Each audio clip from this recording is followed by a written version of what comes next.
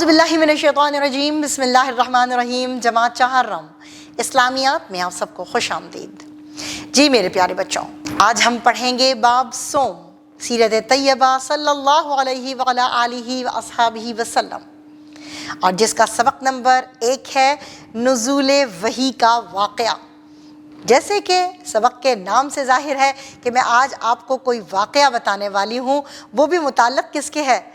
نزول وحی سے، یا نزول وحی سے یعنی کہ حضرت جبرائیل علیہ السلام جب پہلی دفعہ نبی پاک صلی اللہ علیہ وآلہ وسلم کے پاس غار حرا میں آئے، سورۃ العلق کی پہلی 5 آیاتیں لے کر، جس میں علم کی اہمیت واضح ہے، تو کیا ہوا؟ جی تو اس تمام باتوں کو جاننے کے لیے اس سبق کا پڑھنا بڑا ضروری ہے۔ تو اپنی کتابوں کو کھول لیجئے تاکہ ہم اس سبق کو پڑھ کر مزید نزول وحی کے واقعے کے بارے میں جان سکیں۔ تو آئیے اپنے سبق پڑھتے ہیں۔ آج ہم کرنے جا رہے ہیں باب صوم، سیرت طیبہ صلی اللہ علیہ وعلی آلہ واصحابہ وسلم کا سبق نمبر 1، نزول وحی کا واقعہ۔ اس سبق کی تکمیل کے بعد طلبہ اس قابل ہو جائیں گے کہ غار حرا میں پہلی وحی کے نزول کے واقعے کے متعلق جان سکیں۔ نزول وحی کے وقت حضرت خدیجہ الکبریٰ رضی اللہ تعالی عنہا کے کردار کو جان سکیں۔ پہلی وحی کے بعد حضرت خدیجہ الکبریٰ رضی اللہ تعالی عنہا کے کلمات کی روشنی میں رسول اللہ صلی اللہ علیہ وعلی آلہ واصحابہ وسلم کی عظمت کردار، صلہ رحمی، مصیبت زدہ کا بوجھ اٹھانے والے، ناداروں کی مدد کرنے والے، مہمان نواز، آفتوں میں دوسروں کے کام آنے والے سے روشناس ہو سکیں۔ رسول اللہ خاتم النبیین صلی اللہ علیہ وعلی آلہ واصحابہ وسلم کے کردار کے مذکورہ پہلوؤں کو اپنی عملی زندگی میں اپنا سکیں، اور سورۃ العلق کی ابتدائی آیات کی روشنی میں علم کی اہمیت کو جان سکیں۔ سبق پڑھنے سے پہلے ہم آپ کو سورۃ المائدہ کی آیت نمبر 15 کے بارے میں بتاتے چلیں، جس کا ترجمہ ہے: یقیناً اللہ کی طرف سے تمہارے پاس آیا نور اور روشن کتاب۔ تو آئیے پڑھتے ہیں اپنا سبق کہ اسلام کی آمد سے قبل اہل عرب بت پرستی، جنگ و جدل، لڑائی جھگڑوں اور بہت سی اخلاق برائیوں میں مبتلا تھے۔ حضرت محمد رسول اللہ خاتم النبیین صلی اللہ علیہ وعلی آلہ واصحابہ وسلم کو بچپن ہی سے شرک یعنی کہ اللہ تعالیٰ کے ذات کے ساتھ کسی کو شریک کرنا اور بت پرستی سے نفرت تھی۔ آپ خاتم النبیین صلی اللہ علیہ وعلی آلہ واصحابہ وسلم ہر وقت اسی فکر میں رہتے کہ کس طرح ان لوگوں کو اندھیروں سے نکال کر روشنی اور ہدایت کے راستے پر لایا جائے۔ آپ خاتم النبیین صلی اللہ علیہ وعلی آلہ واصحابہ وسلم کی خواہش تھی کہ لوگ بتوں کی پوجا چھوڑ دیں اور صرف ایک اللہ تعالیٰ کی عبادت کریں۔ اب پڑھیں گے غار حرا میں پہلی وحی کے بارے میں۔ جب نبی کریم خاتم النبیین صلی اللہ علیہ وعلی آلہ واصحابہ وسلم کی عمر مبارک 40 برس ہوئی تو آپ صلی اللہ علیہ وعلی آلہ واصحابہ وسلم باقاعدگی سے عبادت اور غور و فکر کے لیے غار حرا میں تشریف لے جانے لگے۔ یہ غار مکہ مکرمہ سے تقریباً 3 میل کے فاصلے پر واقع ہے۔ ایک دن آپ خاتم النبیین صلی اللہ علیہ وعلی آلہ واصحابہ وسلم غار حرا میں معمول کے مطابق عبادت میں مصروف تھے کہ اس دوران اللہ تعالیٰ کے حکم سے عظیم فرشتے حضرت جبرائیل علیہ السلام نازل ہوئے اور حضرت محمد رسول اللہ خاتم النبیین صلی اللہ علیہ وعلی آلہ واصحابہ وسلم سے عرض کیا: اقرأ، پڑھیے۔ آپ خاتم النبیین صلی اللہ علیہ وعلی آلہ واصحابہ وسلم نے جواب میں فرمایا: پڑھنے والا نہیں ہوں۔ اس پر حضرت جبرائیل علیہ السلام نے آپ صلی اللہ علیہ وعلی آلہ واصحابہ وسلم کو پکڑ کر زور سے دبایا اور چھوڑ دیا۔ پھر دوبارہ عرض کیا: پڑھیے۔ پیارے نبی کریم حضرت محمد مصطفیٰ صلی اللہ علیہ وعلی آلہ واصحابہ وسلم نے وہی جواب دیا کہ پڑھنے والا نہیں ہوں۔ حضرت جبرائیل علیہ السلام نے پھر پکڑ کر دبایا اور چھوڑ دیا۔ پھر عرض کیا: اقرا، پڑھیے۔ آپ خاتم النبیین صلی اللہ علیہ وعلی آلہ واصحابہ وسلم نے پھر سے وہی جواب دیا۔ حضرت جبرائیل علیہ السلام نے تیسری بار پکڑا اور چھوڑ کر کہا۔ سورہ علق کی ابتدائی 5 آیات میں پڑھنے جا رہی ہوں۔ اقرأ بسم ربک الذی خلق، خلق الانسان من علق، اقرأ وربک الاکرم، اکرم الذی علم بالقلم علم الانسان ما لم یعلم۔ ترجمہ، آپ خاتم النبیین صلی اللہ علیہ وعلیٰ آلہ واصحابہ وسلم اپنے رب کے نام سے پڑھیے جس نے سب کو پیدا فرمایا، اس نے انسان کو جمے ہوئے خون سے پیدا فرمایا۔ آپ خاتم النبیین صلی اللہ علیہ وعلیٰ آلہ واصحابہ وسلم پڑھیے، اور آپ صلی اللہ علیہ وعلیٰ آلہ واصحابہ وسلم کا رب بڑا کریم ہے جس نے قلم کے ذریعے علم سکھایا، جس نے انسان کو وہ کچھ سکھایا جو وہ نہ جانتا تھا۔ پیارے بچوں، یہ اللہ تعالیٰ کی طرف سے پہلی وحی تھی جو آپ خاتم النبیین صلی اللہ علیہ وعلیٰ آلہ واصحابہ وسلم پر نازل ہوئی۔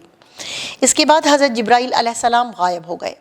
آپ خاتم النبیین صلی اللہ علیہ وعلیٰ آلہ واصحابہ وسلم کے ذہن میں وحی کے الفاظ محفوظ ہو گئے۔ وحی کا نازل ہونا ایک غیر معمولی واقعہ تھا۔ اس واقعے کے بعد آپ خاتم النبیین صلی اللہ علیہ وعلیٰ آلہ واصحابہ وسلم کی حالت عجیب ہو گئی۔ گھبراہٹ، حیرانی اور خوف کی کیفیت میں پیارے نبی صلی اللہ علیہ وعلیٰ آلہ واصحابہ وسلم غار حرا سے نکل کر گھر تشریف لے گئے۔ پیارے بچوں، آپ کو مزید معلومات کے لیے بتاتے چلیں کہ وحی کا مطلب ہے چپکے سے کوئی بات بتانا۔ اسلام میں وحی سے مراد وہ پیغام ہے جو اللہ تعالیٰ نے اپنے مقرب فرشتے حضرت جبرائیل علیہ السلام کے ذریعے انبیاء کرام علیہ السلام تک پہنچایا۔ اب پڑھیں گے حضرت خدیجۃ الکبریٰ رضی اللہ تعالیٰ عنہا کا کردار۔ گھر پہنچ کر آپ صلی اللہ علیہ وآلہ وسلم نے حضرت خدیجۃ الکبریٰ رضی اللہ تعالیٰ عنہا سے فرمایا، مجھے چادر اڑھا دو، مجھے چادر اڑھا دو۔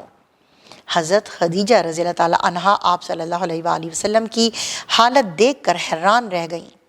انہوں نے آپ صلی اللہ علیہ وآلہ وسلم کو چادر اوڑھائی اور پوچھا کہ ایسی کیا بات ہوئی ہے کہ آپ صلی اللہ علیہ وآلہ وسلم اتنے پریشان ہیں۔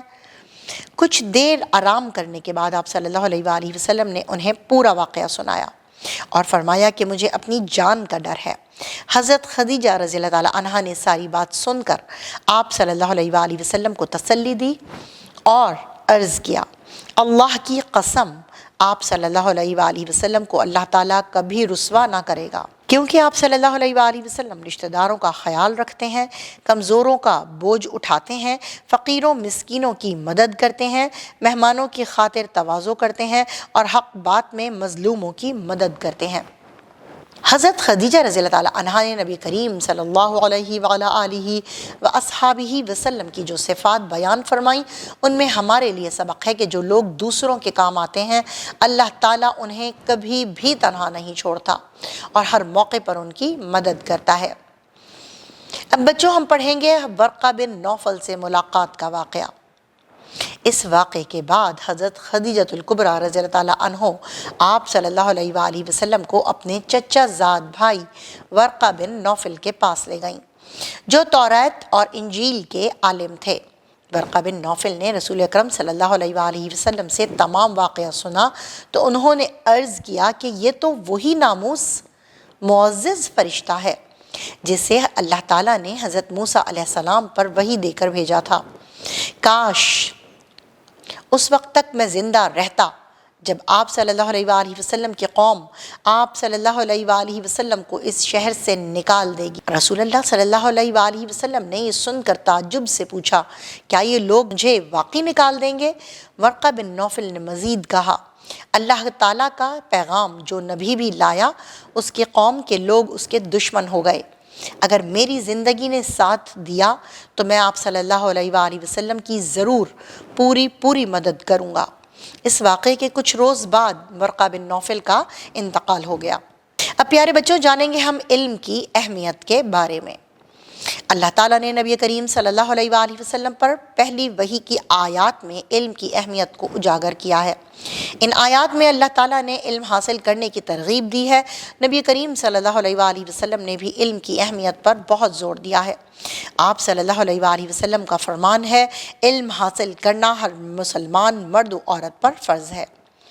حاصل کلام ہے کہ علم انسان کو اشرف المخلوقات کے حقیقی منصب پر فائز کرتا ہے اور اچھائی اور برائی کو سمجھنے کی صلاحیت عطا کرتا ہے۔